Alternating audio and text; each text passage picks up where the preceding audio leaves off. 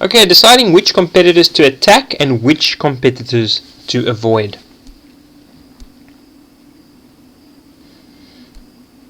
Okay, no firm can compete with all other firms in the industry, and it's also impossible to avoid all competition.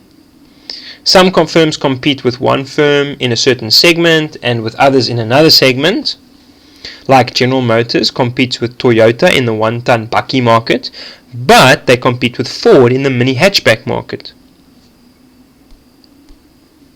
Most firms will concentrate their efforts on weak competitors, like that guy is doing, as it requires very few resources.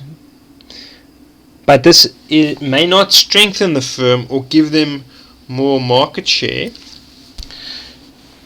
So sometimes it's better to compete with strong firms because it strengthens your capabilities and skills over time, like the little boy is trying to fight with the big guy, because he's going to certainly get stronger by doing that.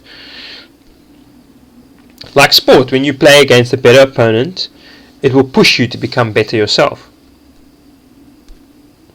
Most firms compete with competitors that are similar to them. GM, for example, will compete with VW, and Mercedes-Benz will compete with BMW.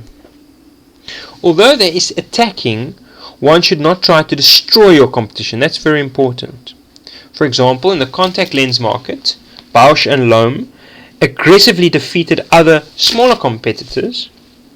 However, what happened was these small guys then sold their companies to larger competitors like Revlon and Johnson & Johnson, which then meant that Bausch and Lomb had to face much stronger competition from Revlon and Johnson & Johnson. So it wasn't really a good idea to crush the little guys.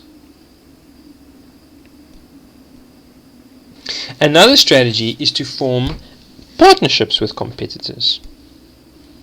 One must just be careful not to cross any anti-competition laws. That's very important. Like Dell Computers has a strategic partnership with many of its suppliers, and this allows it to offer better quality and prices, which makes it a very formidable competitor. Every industry also has good competitors and bad competitors. You should avoid the good competitors and attack the bad ones. It's good to have good competitors in your industry. Good competitors do the following: they play by the industry's rules, they make realistic assumptions about the growth of the industry, they set prices at reasonable prices in relation to their cost, they favor a healthy industry, they limit themselves to a segment of the industry, and they motivate lower costs or improve differentiation. So they make it a better place for everyone to compete and for the consumers. They also accept the general level of their share and their profits. They don't try to be greedy. However, bad competitors do the following: they try to buy market share rather than earn market share. They take much larger risks. They invest in overcapacity, so they don't really have enough staff and money to do what they're doing. And they really upset the industrial equilibrium. And some examples are Huawei.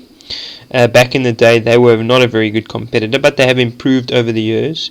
Masterbond, Health and Racket Club, and Fidentia. There's actually a few good case studies on Fidentia online about how they didn't compete effectively and eventually lost a lot of clients.